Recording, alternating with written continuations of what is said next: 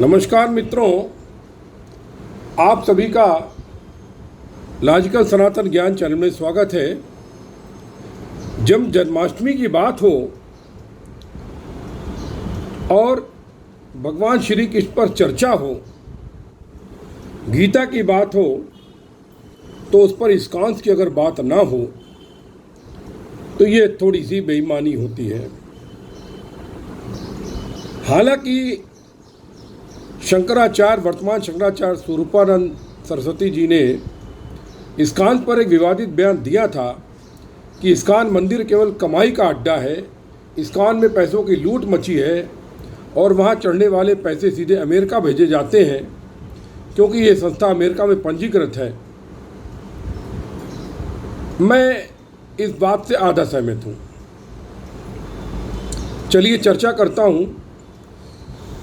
ये सत्य है कि इस्कॉन का रजिस्ट्रेशन अमेरिका में हुआ, ये बिल्कुल सही है, लेकिन इस्कॉन की नीयत खराब है ये मैं नहीं मान सकता, क्योंकि इसकी जो स्थापना भक्ति वेदांत स्वामी प्रभुपाद जी ने की थी, वो अपने गुरु की आज्ञा से की थी और इसके लिए वे अमेरिका गए थे। वर्तमान में 108 से अधिक मंदिर हैं, 250 से अधिक सेंटर है पूरे विश्व में, और पूरे विश्व में सनातन का डंका बजाने का जो कार्य इन्होंने किया है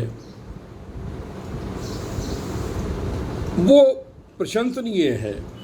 77 देशों में 600 से अधिक मंदिर हैं, 30 एजुकेशन इंस्टीट्यूशन है, इत्यादि इत्यादि। चलिए इस पर कुछ बात करते हैं हम। अभय चरणाविंद भक्ति वेदांत स्वामी प्रभुपाद, जो कि सिद्ध गौड़ीय वैष्णव गुरु तथा धर्म प्रचारक थे, वेदांत, कृष्ण भक्ति और उससे संबंधित क्षेत्रों पर अपने विचार रखने वाले, कृष्ण भावना को 25 जगह पहुंचाने वाले एक महान व्यक्ति है। वे भक्ति सिद्धांत ठाकुर सरस्वती के शिष्य थे और उन्होंने अंग्रेजी के माध्यम से वैदिक ज्ञान के प्रचार के लिए प्रेरणा उत्साहित का काम किया था। इनकी जीवनी आपको कहीं भी मिल जाएगी। मैंने डिस्क्रिप्शन में अपना ब्लॉग भी डाल रखा है, जो कि ब्लॉग पर पूरा डिटेल लिखा हुआ है। लेकिन इस्कॉन 1959 में जब उन्होंने संन्यास ग्रहण किया और वृंदावन मथुरा में भागवत पुराण का अंग्रेजी में अनुवाद किया और 1965 में अपने गुरु देव के अनुष्ठान को उनकी आज्ञा से वो अमेरिका निकले। आप कल्पना कीजिए कि वो न्यूयॉर्क में गए 32 दिन की यात्रा करके 70 साल की उम्र में, और उनके जेब में कुल 56 रुपए थे उस समय। तो वो जाकर के पार्क में ठहर गए। पार्क में उस समय आपको याद होगा, जो पुराने लोग हैं, हिप्पी नामक एक दल हुआ करता था, जो कि सिर्फ खाना पीना उड़ाना नशा करना, जिस पर एक भारत में फिल्म बनी थी जिसमें गाना है, क्या वो हरे कृष्णा हरे राम दम मारो दम वाला गाना है, देवानंद ने पिक्चर बनाई थी, मुझे याद नहीं है।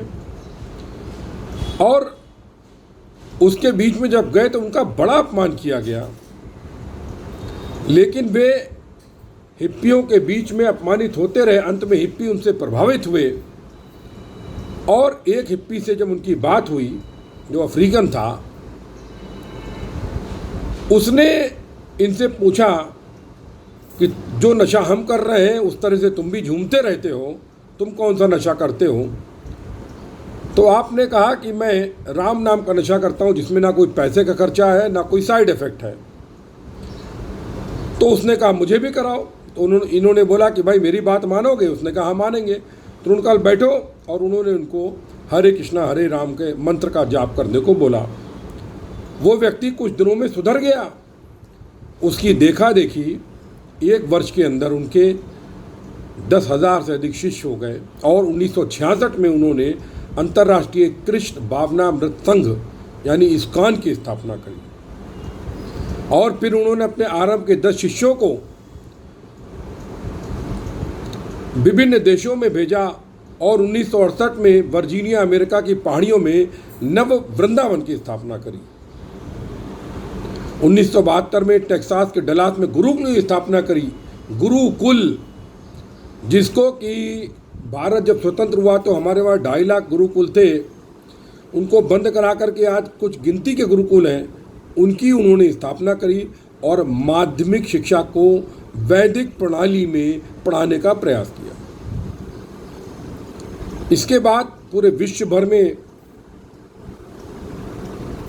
प्रभुपाद के शिष्य प्रचार करते रहे और आज की डेट में 7 करोड़ से अधिक भगवत गीता लोगों को दे चुके हैं। ये होता है सनातन का प्रचार। और इनके ऊपर आरोप लगाना, देखिए मैं नहीं कहता हूँ, वो तो प्रभु में लीन हो चुके हैं। 14 नवंबर 1977 को मथुरा के वृंदावन धाम में ब्रह्म में लीन हो चुके हैं स्वामी प्रभुपाद। लेकिन एक बात समझिए, उनकी जो सेवा सनातन की थी और उनका जो संघर्ष में जीवन अपमान में जीवन उन्होंने जीता था, मतलब जिया उन पार्क में हिप्पी लोगों को हैप्पी बनाने के लिए जो कार्य किया, उस कार्य की तुलना आप किसी से नहीं कर सकते हैं। इतना अपमान आधुनिक किसी शंकराचार्य को भी दे दो तो वो गालियां बकने लगेगा। उनकी लीला में उन्होंने सिर्फ केवल गुरु आज्ञा का पालन किया। गुरु ने कहा कि तुम्हारी अंग्रेजी बहुत अच्छी है, क्योंकि उनकी अंग्रेजी बहुत अच्छी थी। जब वो इंग्लिश लिखते थे तो अंग्रेज लोगों को भी डिक्शनरी देखनी पड़ती थी, इसलिए उन्होंने अंग्रेजी में अपना कार्य किया। ऐसे महापुरुष पर, हाँ ये बात सही है, आज की डेट में इस्कॉन में भक्ति से अधिक प्रचार पर और मेंबर बनाने पर प्रयास किया जाता है कि कोई भी वहाँ का व्यक्ति अभी ये नहीं कहेगा इससे ये फ़ायदा है, आध्यात्मिक उत्थान है। वो ये कहेगा कि इसके मेंबर बन जाओ तो इस देश में हमारी संस्था, उस देश में वहाँ फ्री में रहने को मिलेगा, वहाँ ये हो जाएगा, वहाँ हो जाएगा। एक तरह से फॉरेनर्स और विदेशी भारतीय जो विदेश में व्यापार करते हैं उनके लिए रहने की व्यवस्था बहुत अच्छे तरीके से सस्ते में हो जाती है। लेकिन आध्यात्मिक दृष्टि से मुझे तो अभी वो नहीं दिखता है, लेकिन फिर भी सनातन का प्रचार जितना वो कर रहे हैं वो वंदनीय है। मित्रों, मैं अक्सर क्लिप देखता हूँ पूरे विश्व भर में, अभी तो नेट पर सब मौजूद है, जिसमें युवक युवतियाँ हरे कृष्णा हरे राम को इतने सुंदर तरीके से गा करके नृत्य करते हैं। भक्ति विभोर हो जाता हूँ मैं उसको देख करके। आप लोग भी उनके क्लिप देखिए। व्यर्थ में विवाद करने से, घृणा करने से कोई फ़ायदा नहीं है। इस्कॉन, आप ठीक है, आपको लगता है कि उनका पैसा विदेश जा रहा, आप सहायता मत कीजिए, लेकिन निंदा मत कीजिए, क्योंकि निंदा प्रभुपाद के ऊपर एक उंगली उठाने के समान है। वो असहनीय है। उनका सनातन का प्रचार पूरे विश्व में मैं समझता हूँ शायद ही कोई कर पाया। योगानंद ने किया था, विवेकानंद ने किया था, लेक्चर देने के बाद पॉपुलर हो गए। योगानंद ने भी किया था अमेरिका में प्रचार, लेकिन जिस लेवल का प्रचार इस्कॉन ने किया है उस लेवल को दूर दूर तक कहीं कोई छू भी नहीं पाता है। और यही कारण है कि विदेशों में आज लोग सनातन धर्म अपना रहे हैं।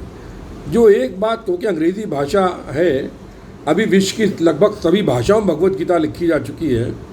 जो भगवत गीता को एक बार समझ लेता है, चाहे वो मुस्लिम हो, चाहे ईसाई हो, चाहे कोई भी हो, चाहे जीव हो।